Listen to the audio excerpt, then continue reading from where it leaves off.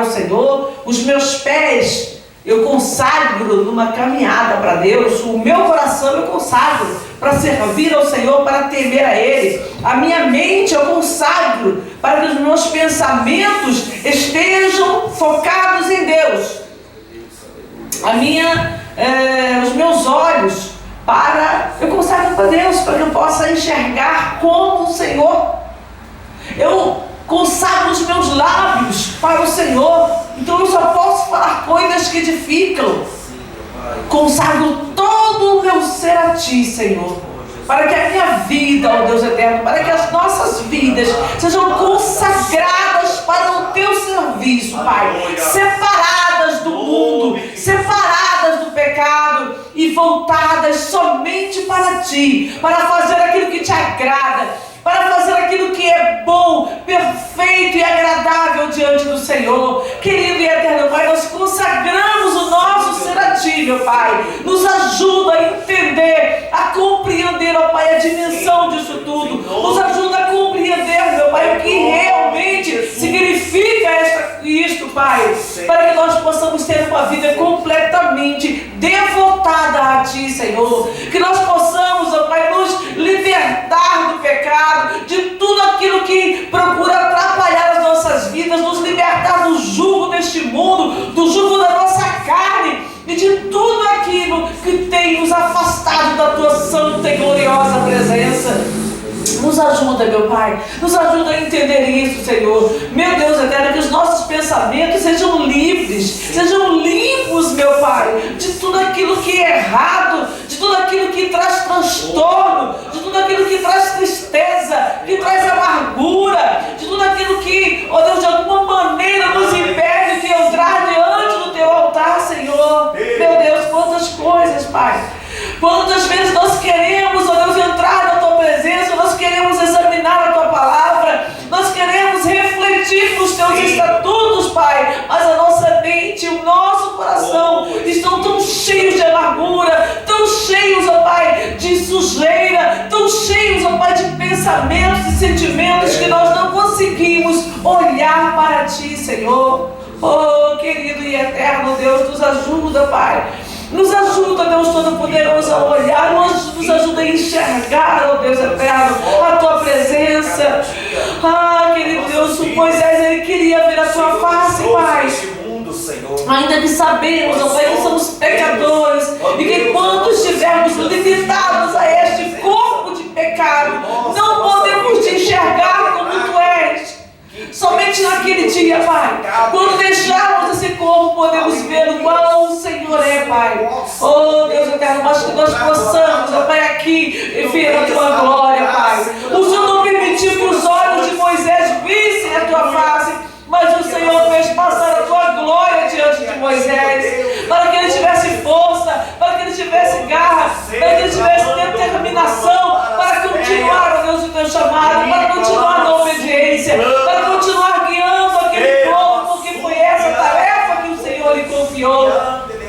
Que nós possamos também, meu Pai, estarmos prontos, ó Deus Todo-Poderoso, para seguir, ó Deus, a jornada que o Senhor nos propôs. Que nós possamos estar, ó Deus, com o nosso coração tão quebrantado, com o nosso corpo tão sujeito a Ti, com a nossa vida tão sujeita a Ti, Senhor. Que nós possamos prosseguir a nossa jornada sem recuar, sem olhar para trás, sem desanimar diante das lutas, sem desanimar diante das provações, sem desanimar diante das adversidades, Pai. Nos ajuda, Senhor. Abre os nossos olhos, meu Deus, para que nós possamos ver. Abre, Senhor, os nossos ouvidos, para que nós possamos ouvir, Deus de verdade, para que nós possamos ouvir esta noite a Tua palavra, para que nós sejamos santificados e fortalecidos em Ti, meu Pai.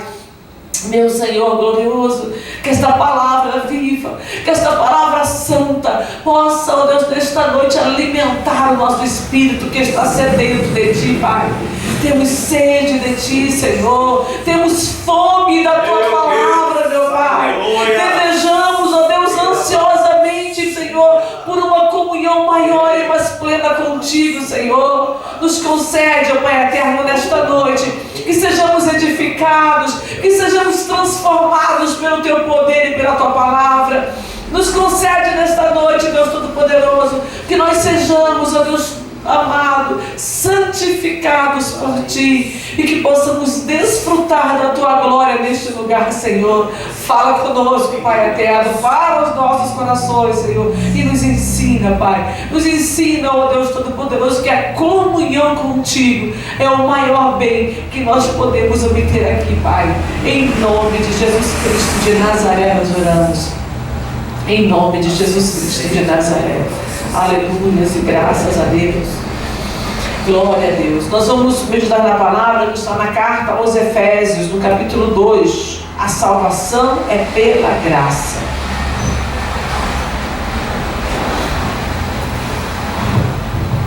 Aleluia.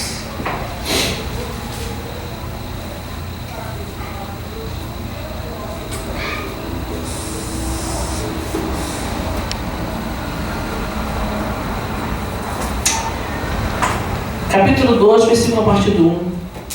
E vos vivificou, estando vós mortos em pecados e ofensas, em que noutro tempo andaste, segundo o curso deste mundo, segundo o príncipe das potestades do ar, do espírito, que agora opera nos filhos da desobediência, entre os quais todos nós também antes andávamos nos desejos da nossa carne, fazendo a vontade da carne e dos pensamentos, e éramos por natureza filhos da ira, como os outros também. Diz a palavra aqui que o Senhor nos vivificou. Nós estávamos mortos.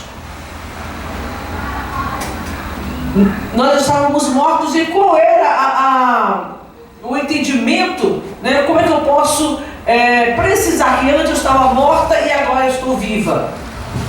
Porque antes eu andava nos desejos da minha carne. Eu queria fazer aquilo que a minha carne mandava.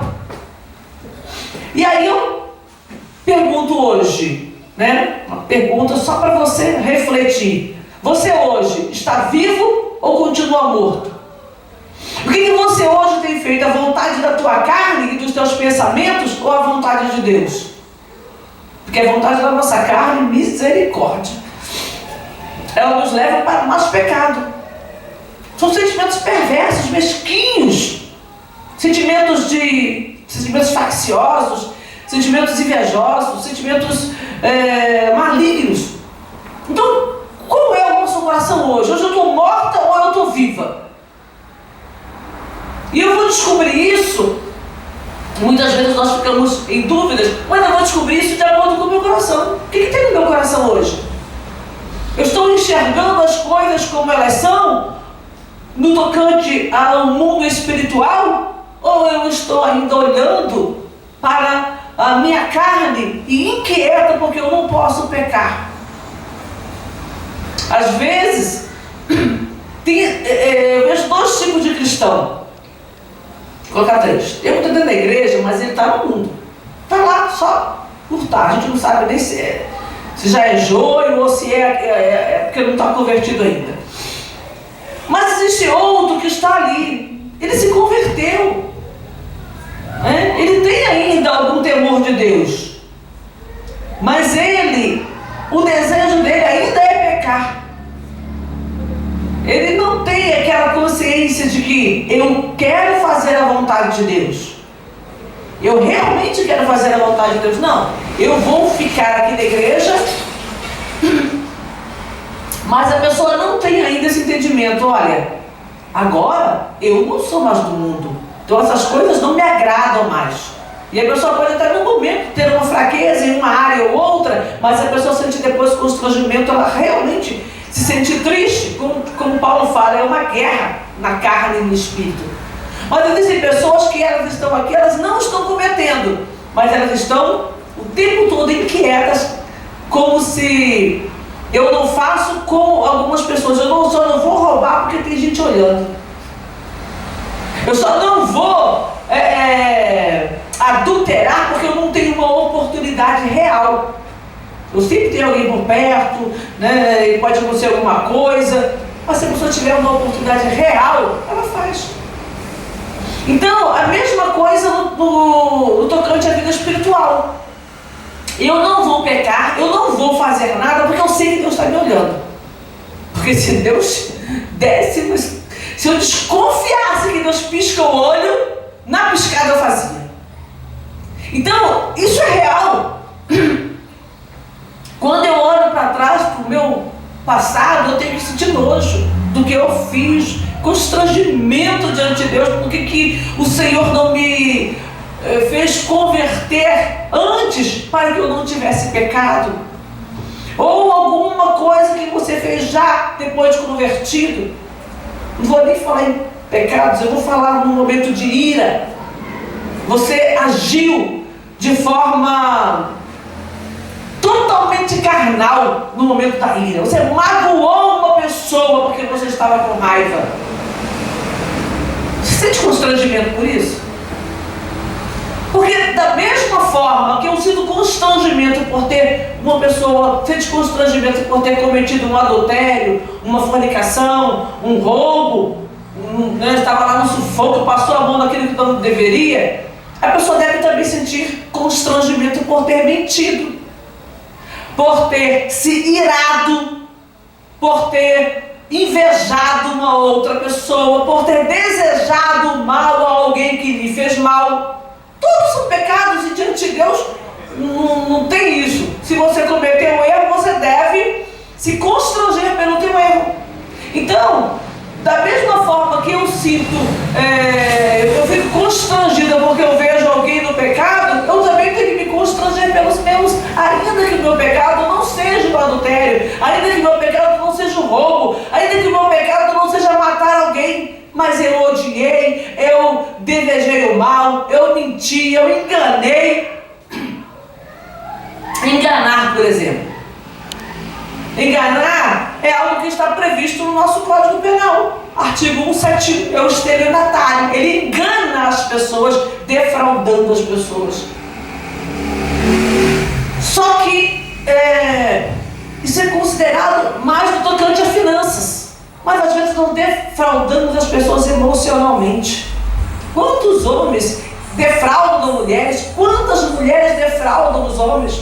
Dão um prejuízo emocional terrível, enganando sordidamente. Não estou falando da pessoa que começou a namorar uma pessoa, se relacionou e depois ela não deu certo. E aí o outro ficou triste, até que se matar, mas a pessoa não teve culpa, ela realmente viu que não tinha condições de seguir com aquela pessoa. Mas tem pessoas que ela engana, que ela chega, ela se apresenta de uma maneira que ela não é. Ela pode não roubar nada, nem um bem, nenhuma caneta, não roubou nada, não roubou nenhum copo, mas ela roubou o coração daquela pessoa, sabendo que ela não tinha mão para dar. Sabendo que ela não tinha, por exemplo, um homem casado, ele se relaciona com uma moça, namora, eu já conheci alguns casos, que o homem casado, ele foi na casa de uma moça, pediu ela namoro para a família, eu conheço mais de um caso. E dentro de casa era um homem livre, né? Para aquela família da moça e para ela, ele era um homem livre, até que se descobriu que ele era uma pessoa casada. O que esse homem fez? Ele está roubando o coração daquela família, daquela pessoa e trazendo um prejuízo emocional. Quando a pessoa vai descobrir, muitas vezes já tarde demais. Então, tudo isso mostra uma natureza que não foi convertida, que não nasceu de novo, que não foi vivificada pela palavra de Deus. Então, o pecado ele vai muito além daquele pecado aparente, né? Uma pessoa que mente para enganar uma outra pessoa, para tomar vantagem numa determinada situação. Uma pessoa que difama a outra para prejudicar e afastar. Isso acontece muito no trabalho. A pessoa difama a outra para que a outra venha a perder uma promoção, um cargo, para que ela possa ocupar aquele cargo, ou mesmo que ela não tenha capacidade de ocupar aquele lugar, mas ela não quer que o outro ocupe. Então tem tanta forma das pessoas praticarem o mal contra o próximo, porque não foram vivificados. Não receberam. O que é ser vivificado? É receber a vida. Então eu vou saber se eu tenho vida ou não a partir das minhas atitudes. A obra não salva ninguém, a obra revela quem é salvo. Eu não vou ser salvo pelas obras que eu pratiquei, mas se eu sou salvo, eu vou praticar as obras, porque elas fazem parte de mim agora. O desejo de fazer o bem, de fazer alguma coisa produtiva no reino, vai me fazer agir de tal maneira que eu vá ser uma pessoa produtiva na sociedade.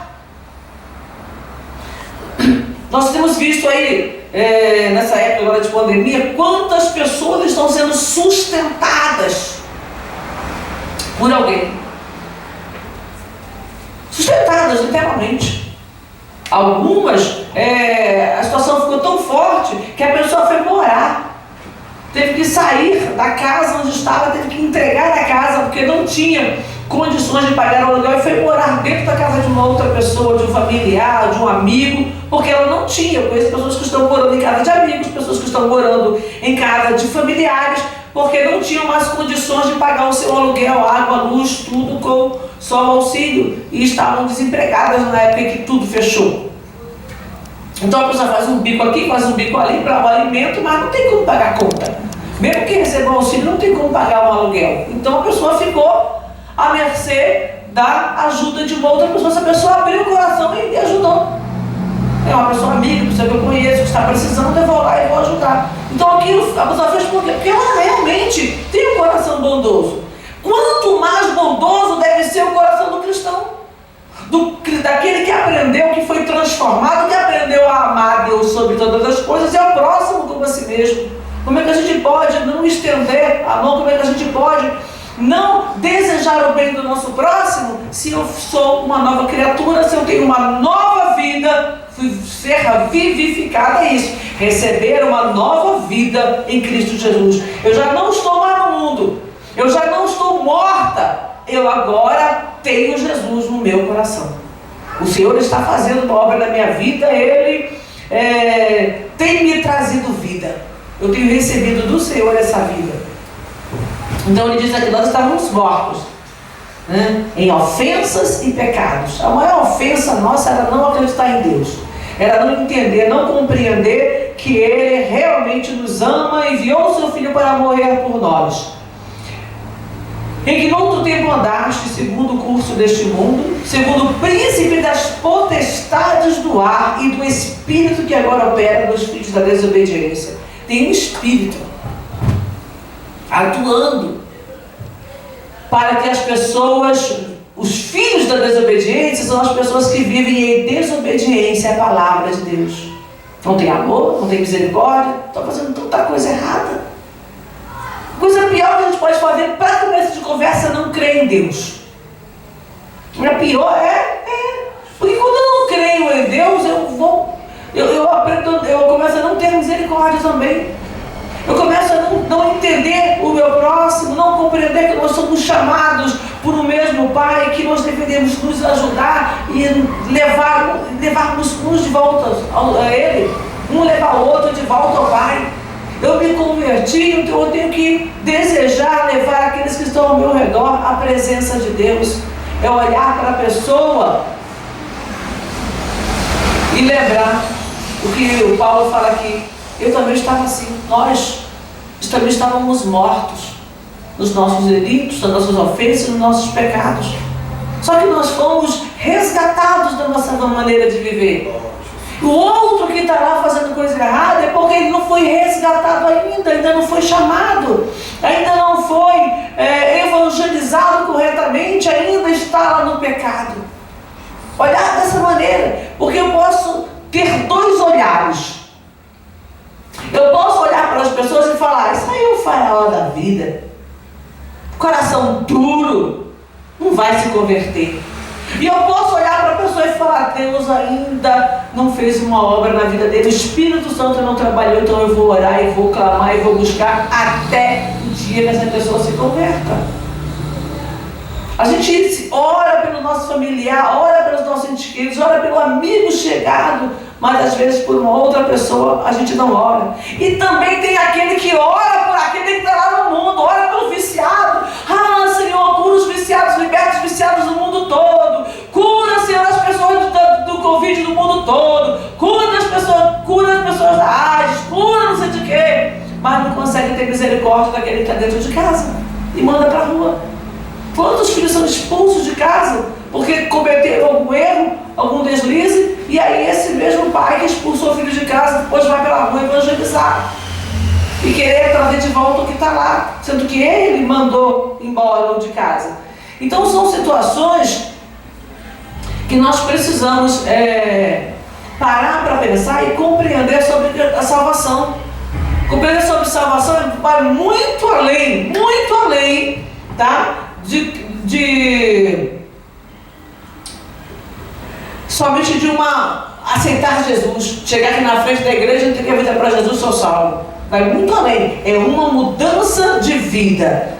Mortos no pecado, vivos em Cristo, vivos pela palavra do Senhor. E ele bem fala, entre os quais todos nós, Paulo se inclui, antes andávamos nos desejos da nossa carne, fazendo a vontade da carne e dos pensamentos. Quem é Paulo? Um homem fariseu, segundo a mais severa seita judaica, ele diz, a seita dos fariseus. Eles eram severos na guarda da lei. E aqui agora, quando ele se converte, ele fala, nós, ele se inclui, nós que éramos pecadores, andávamos segundo o curso dos nossos corações, dos nossos pensamentos. Então, quando eu consigo enxergar em mim os meus erros, os meus pecados, eu vou conseguir olhar para o outro com um olhar de misericórdia, porque eu vou saber que eu também já fiz isso. E éramos por natureza filhos da ira como os outros também. Mas Deus, que é riquíssimo em misericórdia, pelo seu muito amor que nos amou, estando ainda mortos em ofensas, ou seja, Deus me amou quando eu ainda estava morto. Então eu devo também amar o meu próximo, ainda que ele esteja morto. Nos vivificou juntamente com Cristo. Cristo morreu e ressuscitou, e nós fomos vivificados nele. Aí vem, pela graça sois salvos. Não é mérito teu, você estava no pecado, mas Deus nos trouxe por causa da sua graça e nos ressuscitou juntamente com ele e nos fez assentar nos lugares celestiais em Cristo, para mostrar nos séculos vindouros as abundantes riquezas da sua graça pela sua benignidade para convosco em Cristo Jesus. Pela graça sois salvos por meio da fé, e isso não vem de vós, é dom de Deus. Então Paulo, ele sabia que ainda viriam outros séculos, e ele diz aqui, para mostrar nos séculos vindouros, ele estava profetizando que os séculos seguintes, os séculos que viriam, quantos séculos já se passaram? Mais de 20 séculos, nessa palavra, nós estamos no século 21, para mostrar nos séculos vindouros a graça de Deus, o amor de Deus, a bondade dele. Então, tudo isso continua acontecendo. E eu preciso entender isso. Eu sou salva pela graça. Não sou melhor do que ninguém. Às vezes, eu estava hoje meditando nessa palavra, isso hoje pela manhã, e durante o dia eu fiquei meditando sobre isso. E eu fiquei me lembrando que dentro do cristianismo, de um modo geral, eu me lembro que eu já ouvi debates de pessoas falando, não, porque a igreja católica é a primeira igreja, é a igreja certa. Aí outro diz, não, a igreja certa é a igreja evangélica. Aí dentro da igreja evangélica tem as suas ramificações, a igreja católica também tem a anglicana, que está lá meio cá, tem a igreja católica brasileira, tem algumas ramificações também dentro da própria igreja católica. E na igreja evangélica, aí vem lá a igreja de uma igreja guarda o sábado, outra igreja do véu, outra igreja não sei das quanto, e cada um vê a sua igreja como a igreja certa. A igreja certa é aquela que obedece à palavra de Deus. Amém? Não é a igreja templo, é a igreja nós. Nós que aprendemos a palavra, que ouvimos e que aprendemos a a guardar, a amar a Deus sobre todas as coisas, a amar o nosso próximo como a nós mesmos. Essa é a igreja que vai morar no céu. Não importa a placa dela. Aqui diz que a salvação, versículo 8, porque pela graça sois salvos. Você é salvo pela graça de Deus, pela misericórdia de Deus, por meio da fé. E isso não vem de vós, é dom de Deus, não foi eu. Não é porque eu escolhi, não, eu escolhi obedecer. Eu então rejeitei o pecado, eu então vim para a igreja, eu aceitei Jesus, eu permaneci em Jesus. Não é eu. Deus, pela sua infinita graça, me trouxe para a sua presença. Deus, em sua infinita graça, falou ao meu coração. Deus, em sua infinita graça, me ensinou a caminhar com Ele. Deus, em sua infinita graça, me tem sustentado. Deus, em sua infinita misericórdia, me tem reservado o céu como herança eterna. Aleluia! Oh, Deus maravilhoso, é Deus, tudo é Ele que faz. Não vem das obras para que ninguém se glorie, porque somos feitura sua, criados em Cristo Jesus para as boas obras, as quais Deus preparou para que andássemos nelas. O homem, quando ele tenta fazer alguma coisa, dá confusão. Tem uma passagem que Pedro fala que as pessoas distorcem, numa das cartas de Pedro, ele fala que as pessoas distorcem alguns textos da Bíblia que são difíceis, das cartas de Paulo. Ele fala que alguns textos são difíceis de compreender e os indoutos distorcem. Se nós formos olhar a história da igreja, teve vários concílios, né? Onde os homens se reuniam para tentar entender determinados textos. E aí dentro disso aí você cria várias correntes teológicas, explicando salvação pela graça, explicando a doutrina da Trindade, explicando a doutrina da... Fugiu a palavra agora. Predestinação. E outras doutrinas. E as pessoas ficam lá tentando e brigando. Não, porque é assim, porque é assado, porque é desse jeito, porque é daquele outro. Coisas que não vão mudar a tua salvação.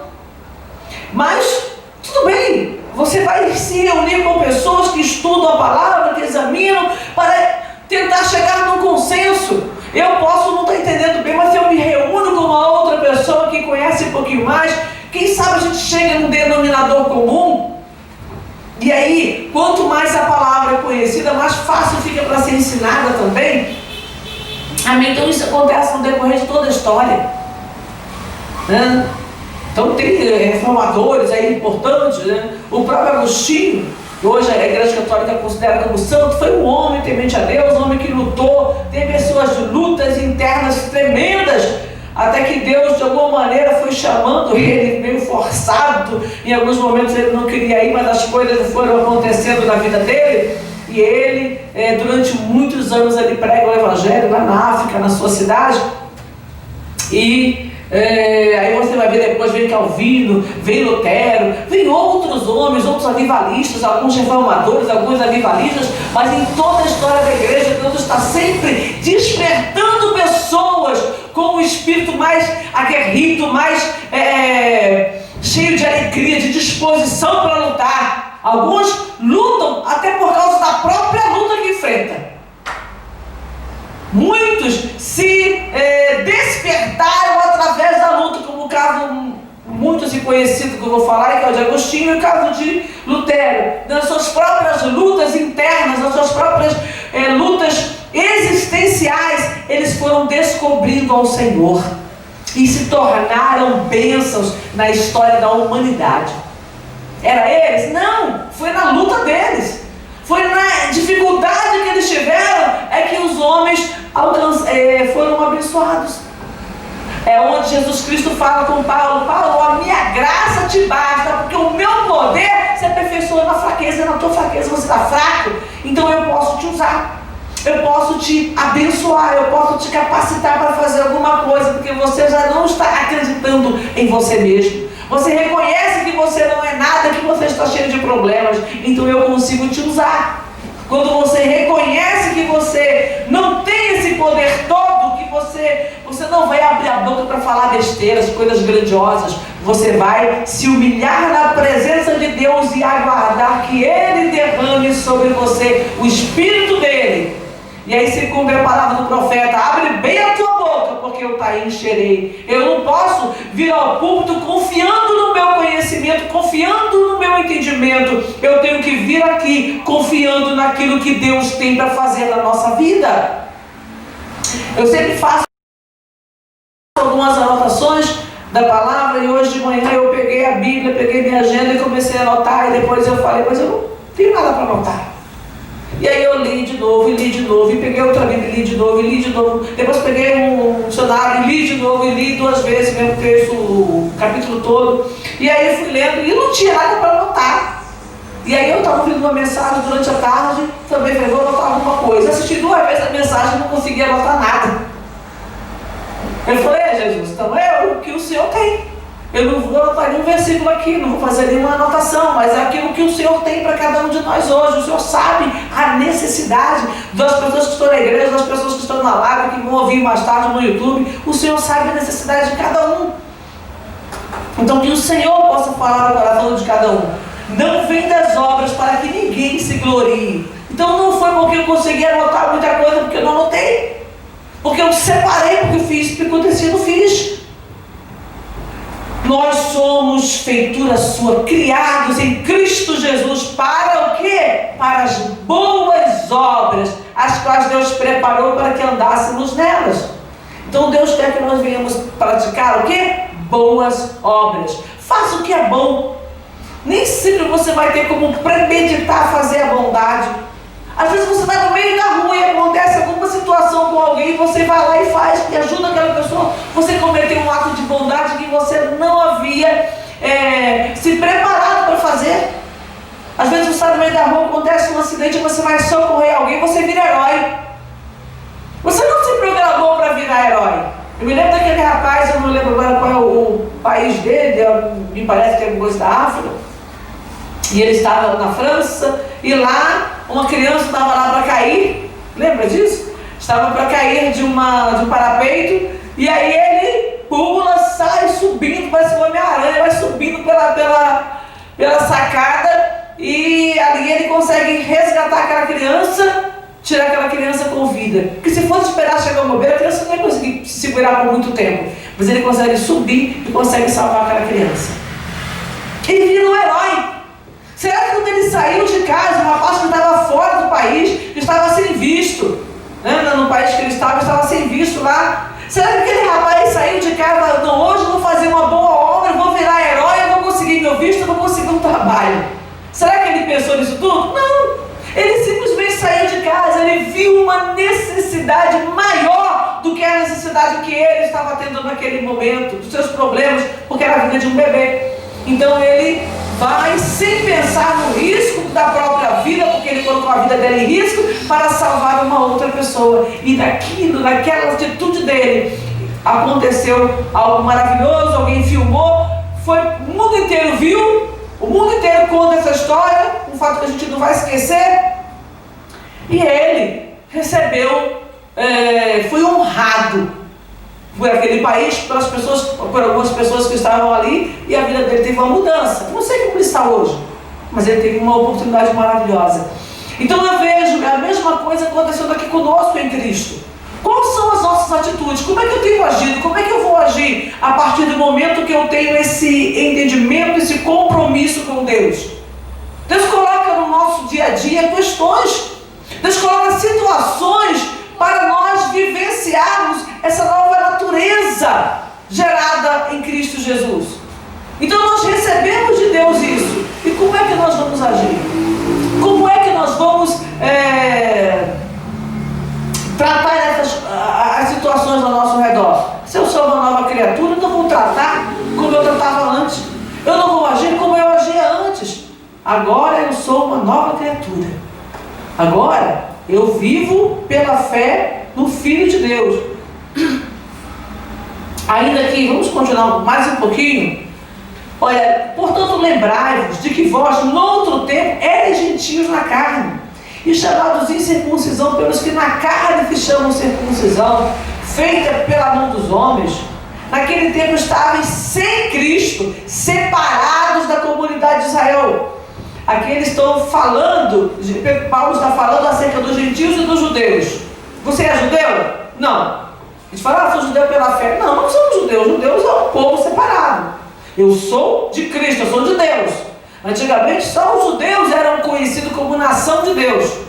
Eles eram, e são até hoje, a nação eleita. Ponto. Agora, eu, pela fé de Abraão, pela fé que Abraão existiu e que hoje eu tenho em Cristo, eu também sou chamado povo de Deus. Então, nisso eu me igualo aos judeus, porque eles são povo de Deus e agora eu sou povo de Deus. Não no sentido de que eu virei judeu, porque eu sou judeu pela fé. Não, não é isso. Eu sou povo de Deus pela fé. Nós somos unidos por Deus mediante a cruz. Naquele tempo eu estava sem Cristo, separado da comunidade de Israel e estranhos aos concertos da promessa, não tendo esperança em ser Deus no mundo. Mas agora em Cristo Jesus, vós que antes estáveis longe, já pelo sangue chegastes perto, ou seja, nós não tínhamos como nos chegar a Deus. Os judeus tinham acesso ao Pai, nós não tínhamos, porque Ele é a nossa paz, o qual de ambos os povos fez um. Agora eu tenho acesso também, e derribando a parede da separação que estava no meio, na sua carne desfez a inimizade com Deus. Isto é, a lei dos mandamentos, que consistia em ordenanças para criar em si mesmo dos dois um novo homem, fazendo a paz. E pela cruz reconciliar ambos com Deus em um corpo, matando com ela as inimizades. E vindo ele, evangelizou a paz a vós que estavais longe e aos que estavam perto, porque por ele ambos temos acesso ao Pai em um mesmo Espírito. Então, não somos mais estrangeiros, nem forasteiros, mas concidadãos dos santos e da família de Deus, edificados sobre esse fundamento que é Jesus Cristo. Então, hoje, nós temos acesso a essa graça. Não porque eu me tornei uma judia, que se torna judia prosélito, né? Se converte ao judaísmo, prosélito, mas eu tenho acesso ao Senhor. Eu, tanto o judeu messiânico, o judeu que se converteu, quanto nós temos acesso ao Pai. E tanto o acesso dos judeus quanto o nosso acesso é através do sangue do nosso Senhor e Salvador Jesus Cristo. Amém? Então que nós possamos, tendo acesso a essa graça, compreendendo que a minha salvação é pela graça, que nós possamos, firmados em Deus, ter a nossa vida no altar e agir como filhos de Deus, como aquele que foi novamente nascido, como aquele que tem uma experiência com Deus, que não age segundo a carne, mas age segundo o Espírito de vida que em nós está. Assim seja. Graças a Deus. Aleluia.